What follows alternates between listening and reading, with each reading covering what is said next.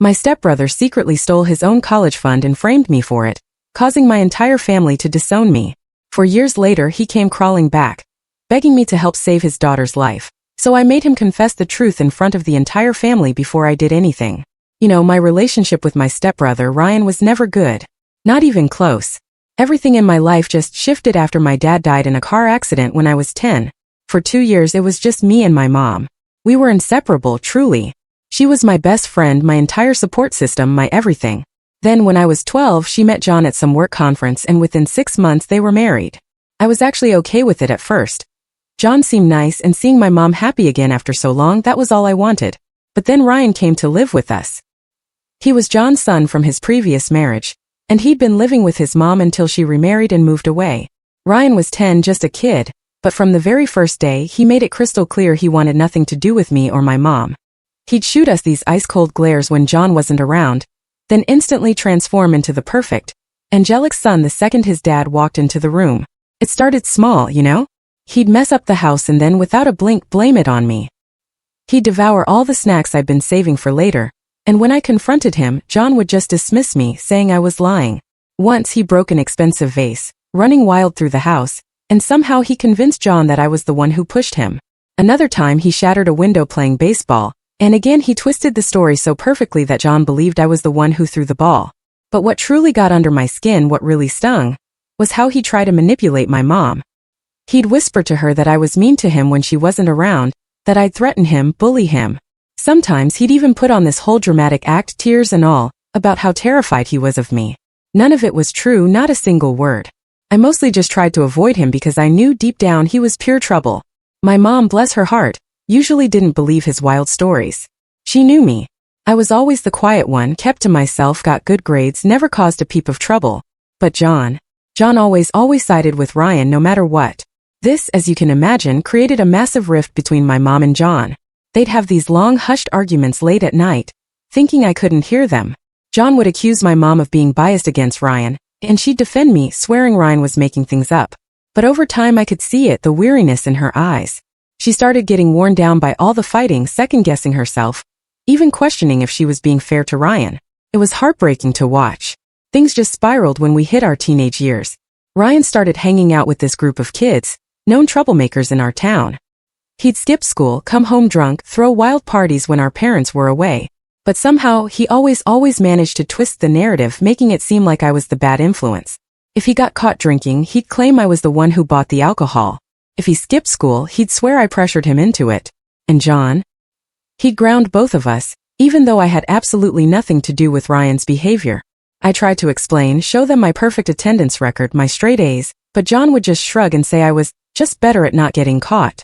My mom, she tried to defend me at first, really she did. But John would just explode, accusing her of letting me get away with everything because I was her biological son. By the time I was in high school, I'd learned my lesson. I just kept my head down, stayed out of Ryan's orbit. I buried myself in my studies, got a part-time job at a local bookstore, and spent most of my time either at work or at my best friend Mark's house. Mark was the only one who truly knew what was going on. He'd seen Ryan's true colors when adults weren't around, heard the venomous things he'd say to me. Ryan's behavior got even worse after he failed to get into any decent colleges. It wasn't because he wasn't smart enough. He just wasted all his time partying, and his grades were a disaster. Meanwhile, I got accepted into a good state university with a partial scholarship. I could feel his glares, see the resentment burning in his eyes whenever college was even mentioned. Then, 4 years ago, the real nightmare began. Ryan had a college fund, about $80,000, that his grandparents had set up for him when he was born. After taking a gap year and claiming he'd changed, he was supposed to start community college that fall, with a plan to transfer to a better school if his grades were good. His grandparents had actually agreed to let him use the fund for this one last shot. One day, John was checking the account to arrange the tuition payments, and that's when he discovered it. All the money was gone. Every single penny. There had been several large transfers over the past few months, completely emptying the account. And just like that, Ryan immediately accused me. He claimed he'd seen me sneaking around John's office, where he kept important documents. He said I must have found the account details and transferred the money to myself because I was jealous that he had a college fund and I didn't. I was in shock, utterly speechless. I had no idea about any of this. I told them to check the bank records, talk to the bank, file a police report. anything to prove my innocence. I even offered to show them my own bank statements. But Ryan, that manipulative snake, he'd thought it all through. He'd already set up fake evidence. He'd created a fake email trail, showing I'd supposedly been asking about ways to transfer large sums of money. He'd even planted a USB drive in my room with screenshots of the bank account and documents showing how to access it. The worst part, the part that still twists my gut, was that my mom believed him this time. I think it was because the evidence seemed so incredibly convincing, and because she was just so utterly exhausted from always having to defend me against John. When she looked at me that day, it was like she was seeing a stranger. She told me she was disappointed in me, that she couldn't believe I'd do something like this. That hurt more than anything else. My own mother, who'd raised me alone for 2 years, who knew me better than anyone, choosing to believe Ryan's lies over me. John was absolutely furious. He spat that he'd always known I was trouble, that I'd been jealous of Ryan from the start. He kicked me out that same day, telling me I had an hour to pack my things and leave. I tried to explain, to defend myself, but no one would listen. My mom just stood there, tears streaming down her face, while John screamed at me to get out of his house. I was 22, had just finished college, and was suddenly homeless. I had some savings from my part-time jobs, but it wasn't much. Thank God for Mark. He let me crash on his couch while I desperately looked for work. It took me 3 months to find a decent job in IT, and another 2 months to save enough for a small apartment. Those first few months were the hardest of my life. I lost my entire family in one day. My mom wouldn't take my calls, John had blocked my number. Even my aunts and uncles believed I was a thief. Ryan had made sure to tell everyone his twisted version of the story. The only people who stood by me were Mark and his family. They knew what kind of person I was and never doubted me for a second. But I didn't let it break me. I worked harder than ever, stayed late at the office, took every training opportunity one could find. I got promotions, switched to a better company, and now I'm doing pretty well for myself. I'm a project manager at a tech firm. I own my own house and I live a comfortable life. I went completely no contact with my family, changed my number, moved to a different city, blocked them on social media. The only person who knew how to reach me was Mark. And then 2 weeks ago, something truly wild happened. After 4 years of absolute silence, Ryan suddenly reached out to me through Mark. It came as a complete shock because honestly, I'd worked so hard to disappear from my family's radar. I changed my number, moved cities, blocked everyone. Mark was my only link. At first, Mark didn't even tell me about Ryan's attempts to contact me. Apparently, Ryan had been desperately trying to track me down for weeks. He'd gone to my old workplace, asked around in my old neighborhood, even tried reaching out to my college friends on social media. Mark, being the loyal friend he is, kept shutting him down. He knew how hard I'd worked to build a new life, far away from my family. But then Ryan told Mark why he needed to talk to me so urgently, and Mark decided I needed to know. Ryan's 2-year-old daughter, Emma, has a serious heart condition. She was born with a congenital heart defect that was manageable at first, but now it requires immediate surgery. The doctors found the hole in her heart is getting bigger, and without surgery, her condition will just keep deteriorating. The total cost of the surgery is around $150,000. Their insurance will cover about half, but Ryan needs to come up with the rest. He's already been denied loans from multiple banks because of his terrible credit history. When Mark first told me about Emma, my immediate reaction was, no way. I'm not getting involved. Ryan had destroyed my relationship with my family once, and I'd spent 4 agonizing years building a new life for myself. But Mark said Ryan sounded truly desperate, kept calling him multiple times a day. After thinking about it for a few days, I agreed to meet Ryan. I chose my office deliberately. I wanted him to see how well I was doing despite everything he'd done to me. When he walked in, I barely recognized him. The arrogant stepbrother who'd made my life a living hell was gone. Instead, there was this broken man. He hadn't shaved in days, dark circles under his eyes, wearing wrinkled clothes that looked like he'd slept in them. The moment I closed my office door, he just fell to his knees, right there in front of my desk. He started begging, crying so hard he could barely speak. He told me he'd tried everything. Loans, crowdfunding, selling his car and house, asking everyone he knew for help. He'd managed to raise about $30,000, but he was still short by $70,000. The surgery needs to happen within 2 months, or Emma's heart could be permanently damaged. He kept saying he knew he didn't deserve my help, that he was a terrible person, but this wasn't about him. It was about Emma. Then he pulled out his phone and showed me Emma's picture. She was this tiny thing in a hospital bed, hooked up to monitors but still somehow smiling at the camera. He told me about her condition, how she gets tired just from walking across a room, how she can't play with other kids because she gets out of breath so easily. I sat there for what felt like hours just looking at him. This person who'd lied about me for years, who turned my family against me, who'd cost me my relationship with my mom. Now sitting in my office begging for help. I thought about all the nights I'd spent on Mark's couch, applying for jobs during the day and crying myself to sleep at night. I thought about my mom's face when she told me she was disappointed in me. I thought about all the family events I'd missed, all the holidays I'd spent alone these past 4 years. But then I looked at Emma's picture again. She's innocent in all this. She doesn't deserve to suffer because her father is a terrible person. After what felt like an eternity but was probably just minutes, I made my decision. I told Ryan I'd help, but on one condition. He had to tell the entire family the truth about the college fund. He had to admit that he was the one who took the money and framed me. The color drained from his face when I said this. He started stammering, trying to find a way around it. He offered to pay me back eventually, said he'd sign a contract, asked if there was anything else I wanted instead. But I stood firm. I told him that if he wanted my help, he had to come clean to everyone. Mom, John, his grandparents, our aunts and uncles. Everyone who believed his lies about me 4 years ago.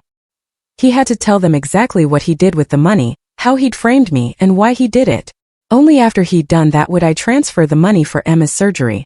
He sat there for a long time staring at the floor. I could see him struggling with the decision, the weight of it crushing him. Finally, he looked up and agreed. He said he'd tell everyone the truth if I helped Emma. I made it crystal clear that I'd transfer the money directly to the hospital, not to him, and only after he'd confessed to everyone.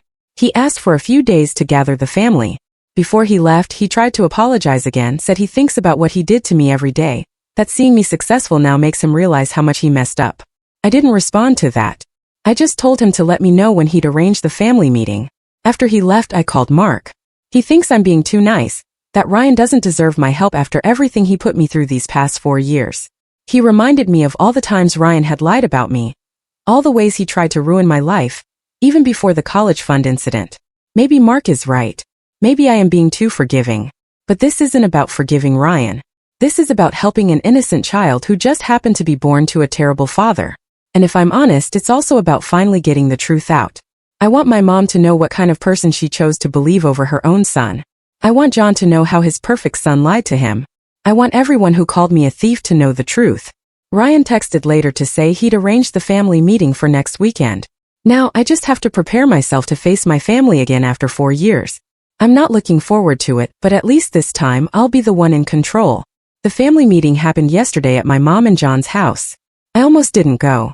Sitting in my car outside their house, all the old raw memories came flooding back. The last time I'd been there was the day John kicked me out. Mark came with me for support. And I'm so glad he did, because I couldn't have handled it alone. Walking into that house after 4 years felt surreal. Everything looked exactly the same. Same furniture, same family photos on the walls, though I noticed all the ones with me in them were gone. Everyone was already there in the living room. My mom, John, Ryan, my aunts and uncles, even Ryan's grandparents who had set up the college fund. My mom started crying the moment she saw me. She tried to hug me, but I just stepped back. John looked older, more gray in his hair. He tried to say something too, but I cut him off. I told him I was only there for one reason, to hear Ryan tell the truth. Ryan looked like he was going to be sick. He was sweating and shaking. Twice he looked at me like he was hoping I'd change my mind, but I just stared back, unblinking. Finally, he started talking. He told them everything. How he'd spent the college fund during his gap year on parties, drugs, and his girlfriend at the time. He'd gotten access to the account by stealing John's documents when everyone was asleep. When his dad discovered the money was gone, he panicked and decided to blame me. He explained in excruciating detail how he created the fake emails, how he planted the USB drive in my room, how he'd chosen me because everyone already thought I was a troublemaker, thanks to his years of lies. Then came the part that truly shocked everyone. He admitted that all the stories he told about me over the years, about me bullying him, threatening him, being a bad influence, were all lies. He'd made them up because he was jealous. Jealous that I got good grades while he struggled. Jealous that my mom always defended me. Jealous that I got into a good college while he couldn't. The silence after his confession was deafening. His grandmother was the first to react. She burst into tears. John looked like he'd aged 10 years in 10 minutes. My aunts and uncles were all staring at Ryan in utter shock. But I was watching my mom. She had this horrible, gut-wrenching look of realization on her face. All those years of doubting me, of believing Ryan's lies, of letting John kick me out, It was all hitting her at once. She started sobbing, saying my name over and over, a broken whisper. Then everyone started talking at once. John was yelling at Ryan, asking how he could do this to his own family. Ryan's grandparents were saying they couldn't believe he'd blown through all that money, and then blamed an innocent person. My aunts and uncles were all trying to apologize to me at once. But I wasn't interested in any of it.